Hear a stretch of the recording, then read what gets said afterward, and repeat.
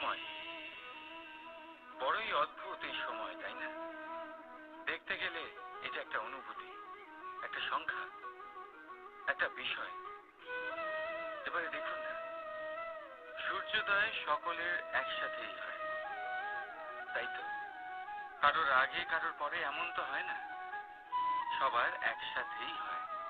আবার সূর্যাস্ত সকলের একসাথেই হয়। এবারে ভাবুন, এই সময় প্রত্যেকের জন্য আলাদা আলাদা।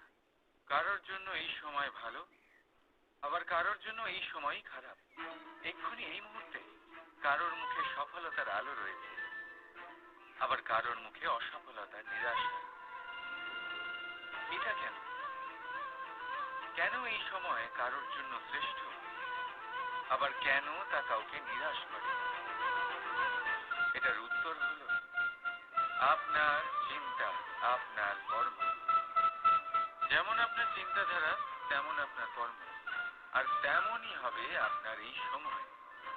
আপনি জীবনে সুখ তখনই পাবেন যখন আপনি কারোর মুখে আশার আলো এনে দেবেন। আপনি আনন্দ তখনই পাবেন যখন আপনি কাউকে খুশি করবেন। হ্যাঁ, এটা ঠিক যে কাউকে খুশি করা সবসময় আপনার হাতে নেই, কিন্তু আপনার হাতে এটা অবশ্যই আছে যে আপনি কাউকে দুঃখ না দেন, কাউকে নিরাশ না করেন। আর কোনো ব্যক্তিকে দুঃখ না দেওয়ার এই চেষ্টাও আপনার কর্মই বটে। আর এই শুভ কর্মের ফল আপনাকে প্রকৃতি অবশ্যই দেবে। তাই মনে রাখবেন, ভালো সময় তারই আসে যে কখনো কারোর খারাপ চায় না। রাধা রাধা। লোকে বলে মানুষ নিজের ভবিষ্যৎ জন্ম থেকেই লিখিয়ে আনে, অর্থাৎ এখানে, এই কপালে। ভাগ্য দেবতা আমাদের সমস্ত উত্থান, সমস্ত পতনের হিসেব সবটা লিখে দেন। কিন্তু কপালে কেন, পায়ে নয় কেন?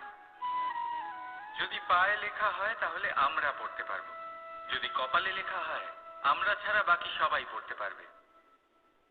এবারে আমাদের কপাল এখানে তাই প্রতিফলিত হয় যা আমাদের মস্তিষ্কে আছে, আর মস্তিষ্কে থাকে আমাদের ভাবনা।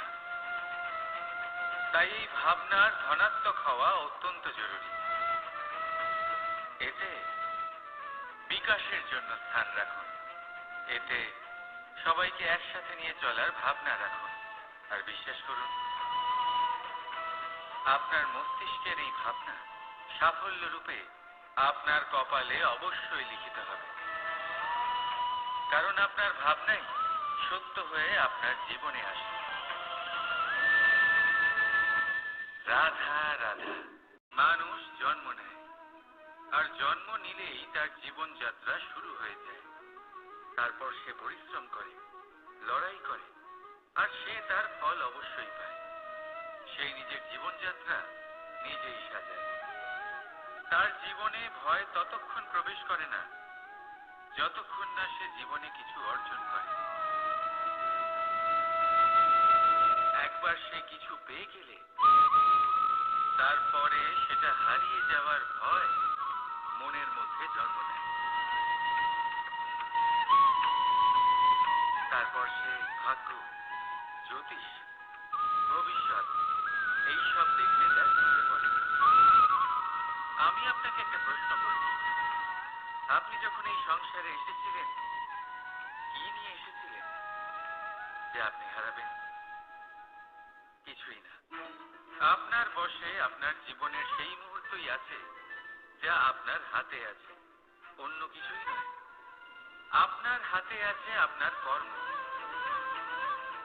যে জীবনে দুর্ভাগ্যে হতাশ হয় না, যে অসফলতার জন্য ভেঙে পড়ে না, সেই এই জীবনে বিজয়ী হয়। বলুন, যখন আপনার জীবনে কিছুই ছিল না, কি করেছিলেন? পরিশ্রম করেছিলেন, লড়াই করেছিলেন, আর সেই সব কিছু পেয়েছেন যা পেতে চেয়েছিলেন। তাহলে আজ সব পাওয়ার পর ভয় কিসের? সেই সব জিনিস কি আপনাকে পরিশ্রম করার থেকে আটকায়? না। সেই জন্য নিজের হাতের রেখায় কখনো নিজের পথ খুঁজবেন না। কারণ এই সংসারে যাদের হাতই নেই, তারাও নিশ্চিতভাবে তাদের নিজের পথ নিজেই বানিয়ে নেয়। তাহলে আপনার কি নিয়ে চিন্তা? রাধা রাধা, লোকে আমাকে সবসময় জিজ্ঞেস করে যে কানাই, এখন তুমি বড় হয়ে গেছো, এই বাচ্চাদের সাথে থেকে তুমি সবসময় দুষ্টুমি করো কেন? তুমি বড় হয়ে গেছো, বড়দের মতো থাকো। বেশিরভাগ লোকে এটা বুঝতে পারে না, ভাবে উনি তো ভগবান, ভগবানের মতো গম্ভীর নয় কেন? এবারে আমি কি করে বোঝাবো সবাইকে যে আমার ভগবান হওয়ার পিছনে যে সবচেয়ে বড় রহস্য, তা হলো এই বাচ্চারাই। আমার শক্তি কোথা থেকে আসে? সমস্ত সমস্যার সমাধান করার শক্তি এই বাচ্চাদের থেকেই তো আসে। জীবনে বাঁচার শক্তি, সংসারকে প্রেম শেখাবার শক্তি এই বাচ্চাদের থেকেই আসে। কারণ বাচ্চাদের থেকে বড় কোনো ভগবান হয় না। এবারে দেখুন না, পুরাণ আর বেদের কোনো জ্ঞান নেই ওদের, কিন্তু খুব ভালোভাবেই জানে যে একজন উদাস ব্যক্তির মন কি করে ভোলানো যায়, কি করে তাকে আনন্দ দেওয়া যায়। আর এই এক বিশাল ব্যাপার, কোনো ন্যায় কোনো নীতির জ্ঞান নেই ওদের, কোনো ভেদাভেদ করতে জানে না। কিন্তু এটা অবশ্যই জানে একজন একা অজানা ব্যক্তিকে নিজের দলের সদস্য কি করে বানাতে হয়, কি করে তাকে আপন করতে হয়। আর এক বড় ব্যাপার, এই বাচ্চাদের থেকে অনেক কিছু শেখার আছে। তাই আপনারাও নিজেদের জীবনে গম্ভীর হওয়ার চেষ্টা কখনোই করবেন না। আর যদি করেন, তাহলে এই সংসার খুবই নীরস লাগবে আপনার। আপনিও বাচ্চাদের মতো নিষ্পাপ থাকুন আর নিজেকে আনন্দে রাখুন। লাভ আর ক্ষতির ঊর্ধ্বে গিয়ে সম্পর্ককে দেখুন। জ্ঞান অর্জন করার পরিবর্তে ভালোবেসে সম্পর্ক পালন করুন। আপনি নিজেই বুঝে যাবেন যে এই সংসার কতটা সুন্দর।